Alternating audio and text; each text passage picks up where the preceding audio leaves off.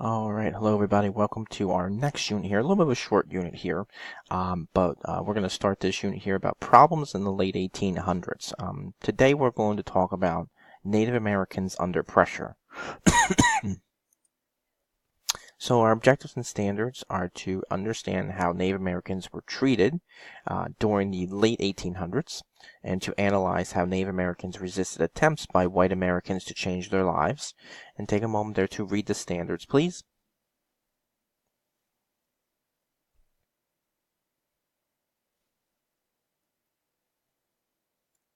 And our desired result: what pressures and troubles were Native Americans facing at the end of the 1800s?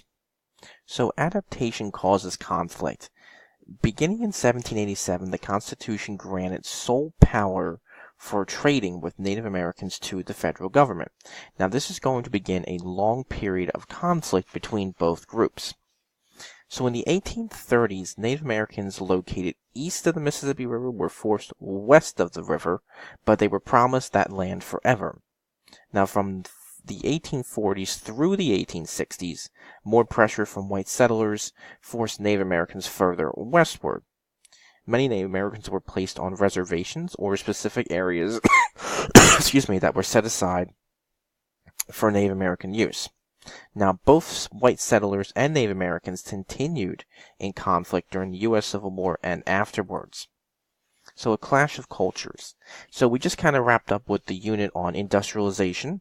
So the rise of industrialization and also economic expansion caused a lot of conflict between Native Americans and white settlers.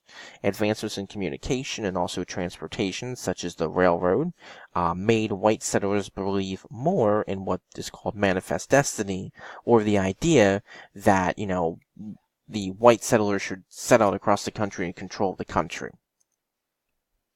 So during the Civil War in 1862, a group of Sioux Indians resisted threats to their land, and they attacked white settlements and killed more than 400 settlers. You can kind of see a depiction of that here, including women and children. So Sioux Indians were pushed further into the Dakotas as a response by the federal government. However, this resistance by the Sioux set off other attacks by Native American groups on white settlers. Federal troops then massacred Native Americans, including women and children, as a response to this. So problems and possible peace. Following the U.S. Civil War, more federal troops, both white and African American, were sent west, and they were told that they were there to keep the peace, but that's not really going to be the case.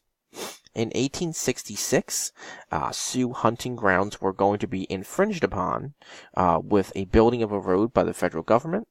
There were increased hostilities, and Indian warrior Red Cloud and his followers, here's Red Cloud here, led Captain William Fetterman and his troops into an ambush and killed them all. Many Americans began to question the government's Native American policy, this saying, what is going on here? We seem to be losing control of what's going on, and reformers and humanitarians are going to call for the education of Native Americans. In 1868, the federal government offered the Fort Laramie Treaty and agreed to not build a road, to abandon some forts, and they also offered education to Native Americans as well. But tensions will remain. With the Bureau of Indian Affairs, which was established in 1824, they handled affairs between Native Americans and the federal government, but there were problems. For example, officers within the agency frequently stole funds and resources that were supposed to be for Native Americans, and many Native Americans refused to live on reservations and distrusted the government because of this. We'll begin to see frustration among Native Americans, especially those who were young, turn to violence. In 1863, Kit Carson, right here, forced 12,000 Navajo on the long walk to New Mexico after they surrendered. They also burned their villages and killed many of them. But the removal of Native Americans caused more conflict between the federal government and Native Americans. The federal government believes if they just keep pushing the Native Americans off their land and pushing them on these reservations, that will solve the problem. But it's only going to create more tension and more issues. So further fighting.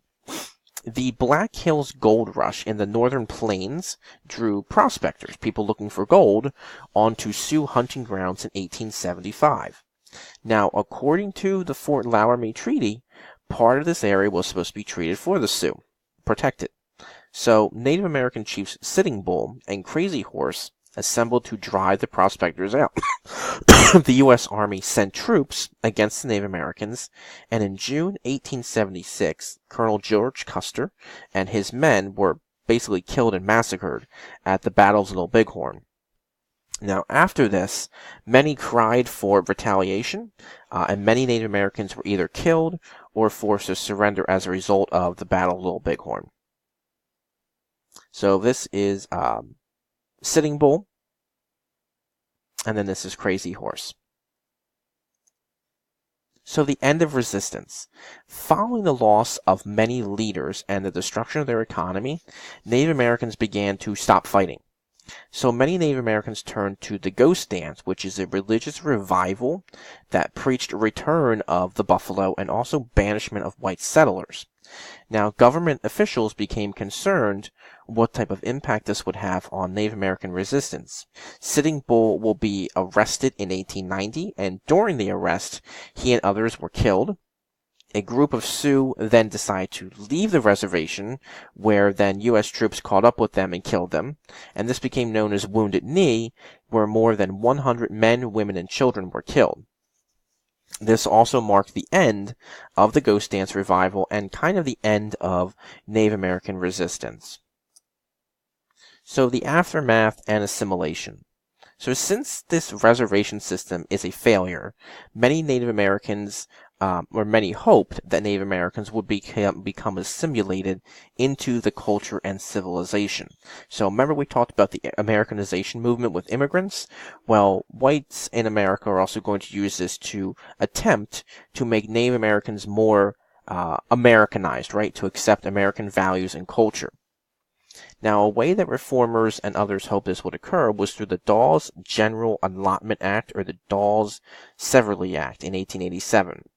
Now, it did encourage Native Americans to become private farmers and landowners. Now, there were other means of assimilation as well, which included banning Native American dances, religions, and feasts, and boarding schools were established where Native American parents were pressured to send their children, and these Native American children were educated and dressed in American culture and ways. Here's a picture here. You can kind of see, here's a Native American boy here in his Native American, traditional styles and culture, and then here is the same Native American in American clothes. His hair has been cut. There's no jewelry. You see like that. You see he's got a tie. So this is what happened to a lot of Native American children. They were kind of forced to give up their way of life. Okay, so what pressures and troubles were Native Americans facing at the end of the 1800s? Think about being pushed off their land, the constant conflict with settlers and the federal government, and then kind of being forced to kind of give up their way of life and their traditions as well. All right. Hope you have a great rest of your day or night. Let me know of any questions or concerns, and hope to talk to you all soon.